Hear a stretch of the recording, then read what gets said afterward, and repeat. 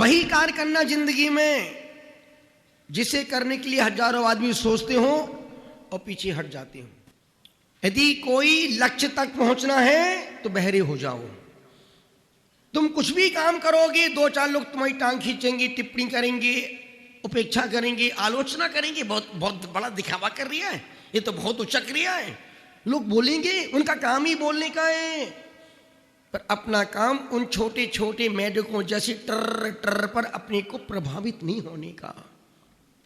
लोगों ने हमसे भी कहा, क्या कैसे करेंगे इतने सारे व्रत, कैसे करेंगे, कैसे रहेंगे पहाड़ के ऊपर अकेले? अरे देखना 2 दिन बाद नीचे उतर आएंगे।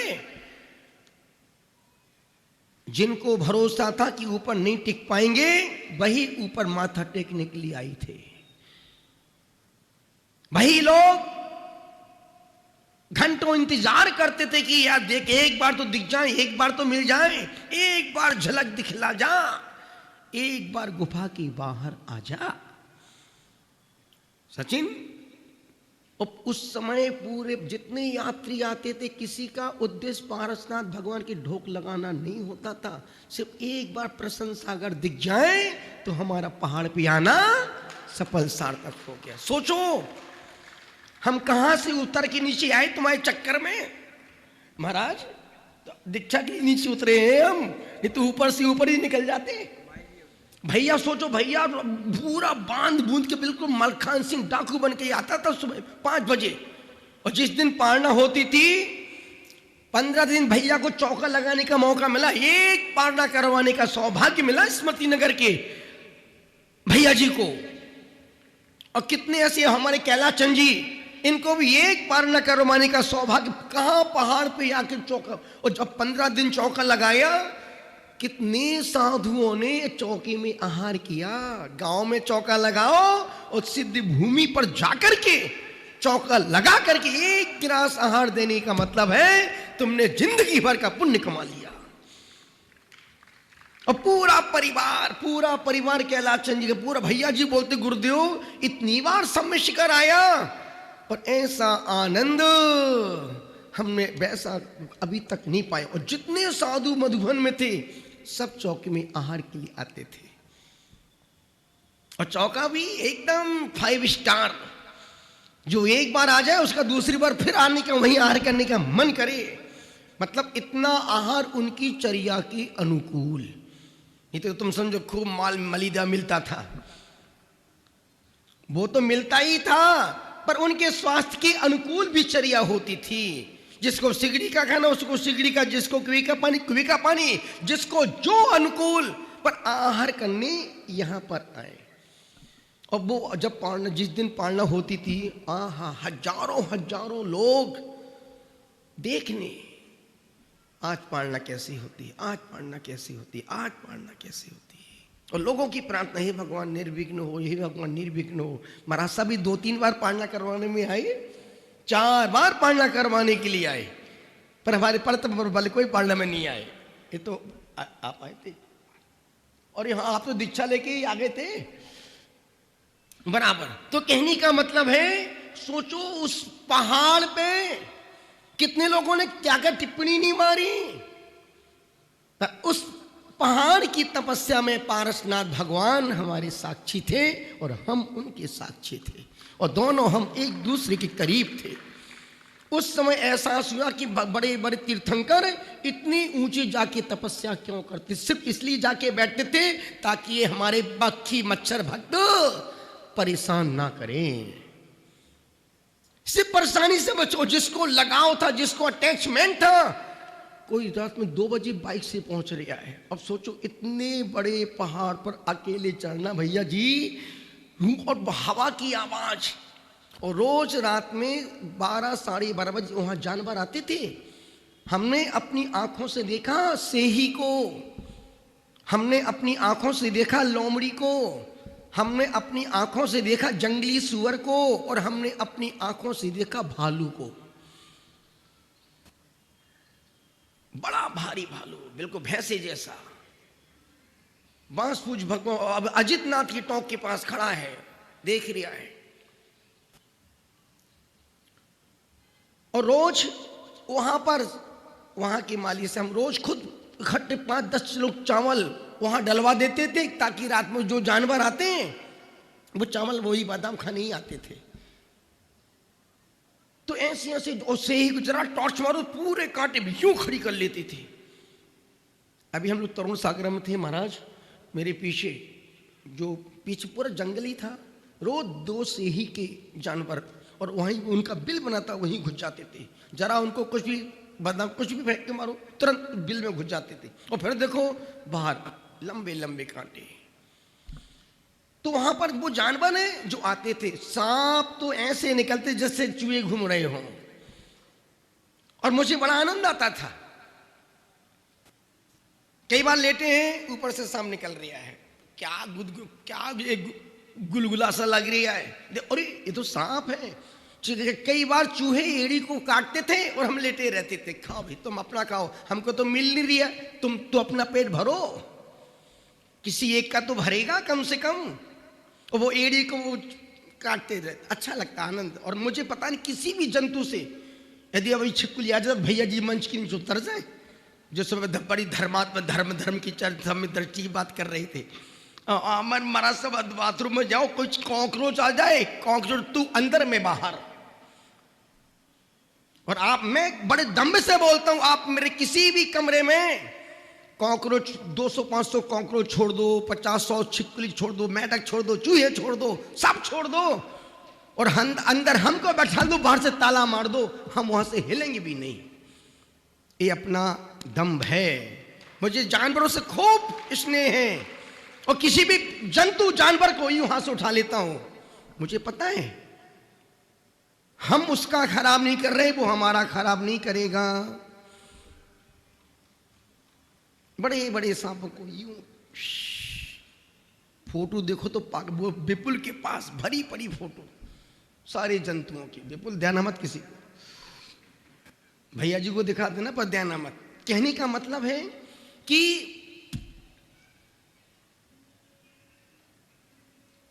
मेढक शिखर पर कैसे पहुंचा, उसने नीचे वालों की टर टर पर ध्यान।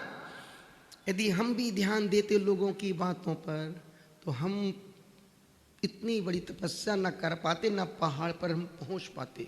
अच्छे अच्छे साधुओं ने चैलेंज किया था, देखना अभी 5 दिन बाद नीचे उतर आएंगे बड़ी। हमने कहा तो सबका अपना अपना दौर है, कल उनका दौर था, आज हमारा दौर है। इसलिए निवेदन कर रहा हूं, जिंदगी में कुछ भी करना हो, गोल संकल्प। और आज अपन ने विधान के माध्यम से 216 अर्घों के माध्यम इच्छाओं को रोकने के अर्घ चढ़ाए।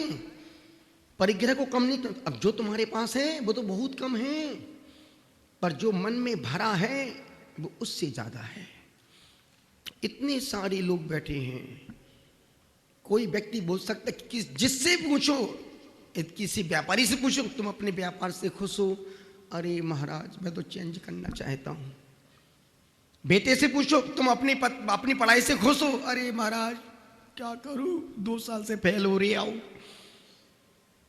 लड़की से पूछो बेटा तू खुश है, मेरी मम्मी ने नाक में दम करके रखी। अब जिससे बात करो, किसी जॉब करने वाले से, भाई तू खुश है अपनी नौकरी जॉब से, साहब मैं तो मजबूरी में कर रहा हूं, मैं तो कब का छोड़ के भाग जाऊं। एक भी व्यक्ति अपनी लाइफ से खुश नहीं है। और आप हमारे किसी भी साधु से पूछो, आप दीक्षा लेने के बाद खुश हैं कि दुख हैं, आप सुखी हैं कि दुखी हैं। एक भी साधु के पास फालतू का टाइम नहीं है।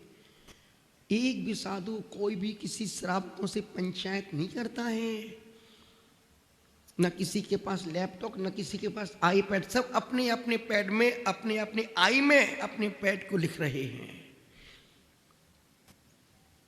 दोपहर में माता जी ने कहा था ना कि अपने मोबाइल को छोड़ो, खुद से नाता जोड़ो और हर महीना एक उपवास करो। और बाकी में अब ये समय ज्ञान देने का नहीं है।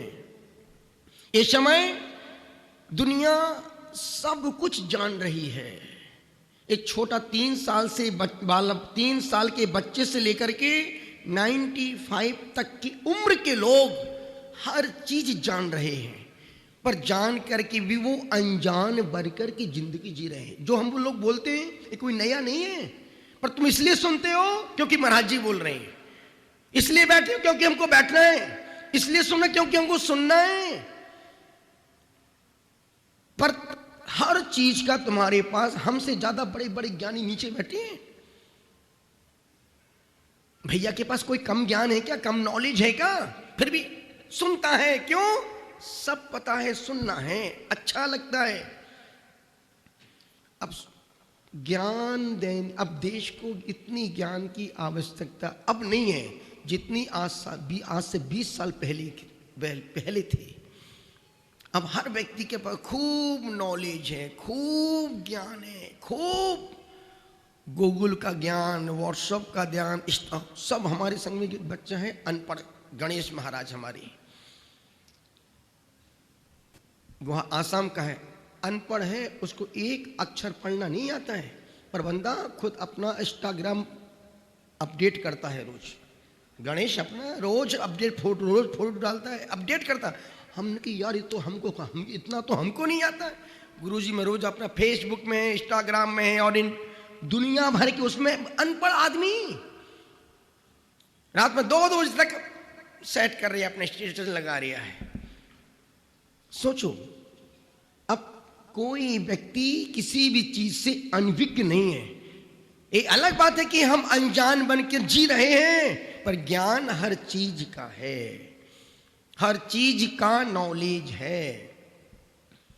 आज जो 216 अर्घ चढ़े इच्छाओं को मारने के लिए, क्योंकि जो तो पास है वो तो कम है, और जो मन की वासनाओं में भरा है उससे ज्यादा है। एक प्रश्न पूछूं, बोलो हाँ, बोलो ना हाँ। तुम्हारी आवाज तो ऐसी निकली जैसे तुम 3 दिन की भूखे बैठे हो। जो लगा के पीछे धक्का दे, बोल बोल हाँ हाँ। निवेदन कर रहा हूं, जो तुम्हारे पास आज है उसका सुख ज्यादा है, या जो नहीं है उसका दुख ज्यादा है? और ध्यान रखना, जो भी जवाब दोगे तुम, दोनों जवाब में तुम फंसना तुमको है। जो तुम्हारे पास है उससे तुम ज्यादा खुश हो, या जो नहीं है उसका दुख ज्यादा है? और जो नहीं है उसकी ही भाग दौड़ चल रही है। जो है उसके लिए भाग दौड़ नहीं है, जो नहीं है उसकी भाग दौड़ खूब चल रही है। यदि आप नई गाड़ी लेके आए हैं और आपके मोहल्ले में सिर्फ एक ही गाड़ी है, आपकी गाड़ी पे बैठने का स्टाइल, फाटक खोलने का स्टाइल, गाड़ी रिवर्स करने का, आगे बढ़ाने का, हॉर्न देने का अलग स्टाइल। और जैसी वो गाड़ी तुम्हारे पड़ोसी के वैसी गाड़ी तुम्हारा पड़ोसी तुम्हारा अपने घर में लेके आ गया, आपको अच्छा लगा कि बुरा लगा? दिल पे हाथ रख के बोलना, कम वक्त काहे को लेके आ गया यार। वो अपनी मेहनत से लाया, अपने पैसे से लाया, अपनी कमाई से, उसमें तुमको तकलीफ किस बात की हो रही है?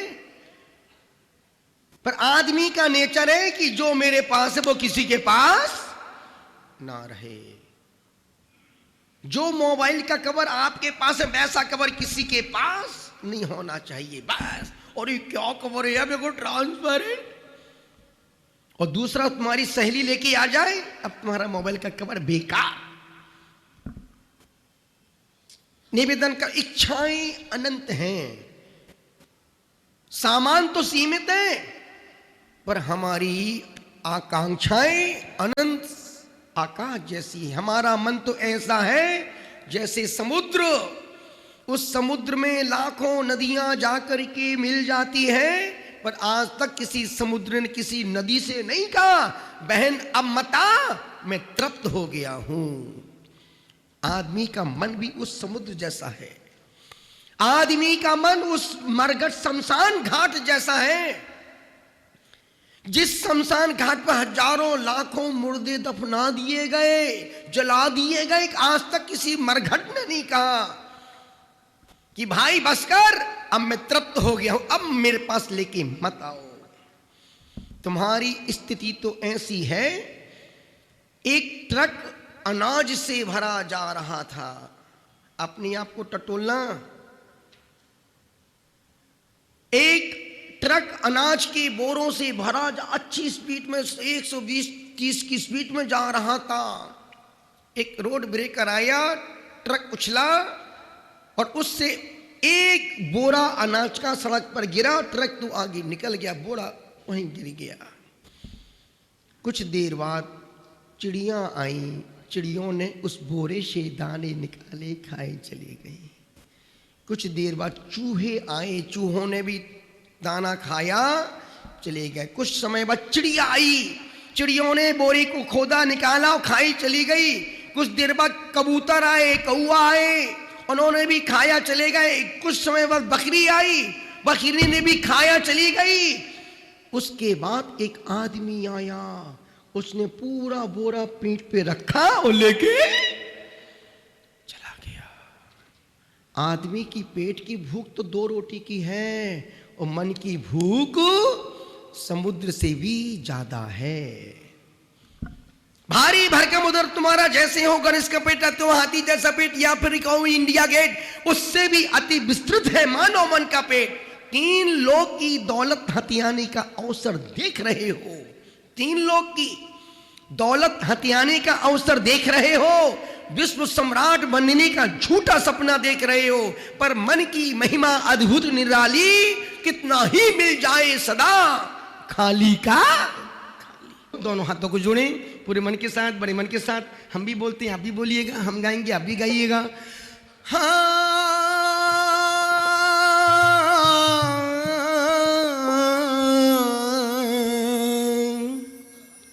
आदिनाथिका बैल, आदिनाथिका अजितनाथिका हाथी, हो संभवनाथिका घोड़ा, अभिनंदन नाथिका बंदर, हो सुमति नाथिका चकुआ, हो पदम प्रभु का लाल कमल, सुपार्श्वनाथ का साथिया, चंद्र प्रभु का चंद्रमा, हो हो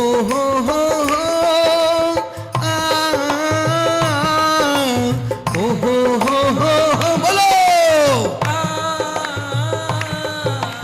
तुमरे बिनु हमरा कोई नहीं, तुमरे बिन हमेरा कोई नहीं, हमरी ओलो जन सुलझाओ भगवन, हमरी सुलझाओ भगवन, तुमरे बिन हमरा ओ भगवन, तुमरे बिन हमेरा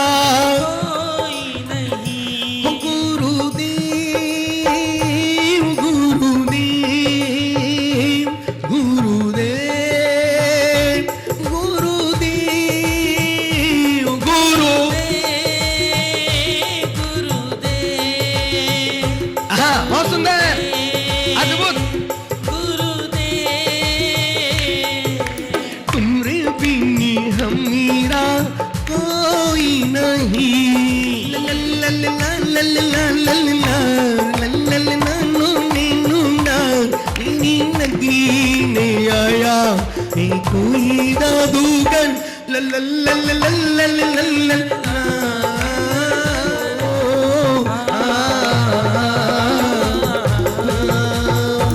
बोलो पंच परमेश की भगवान की।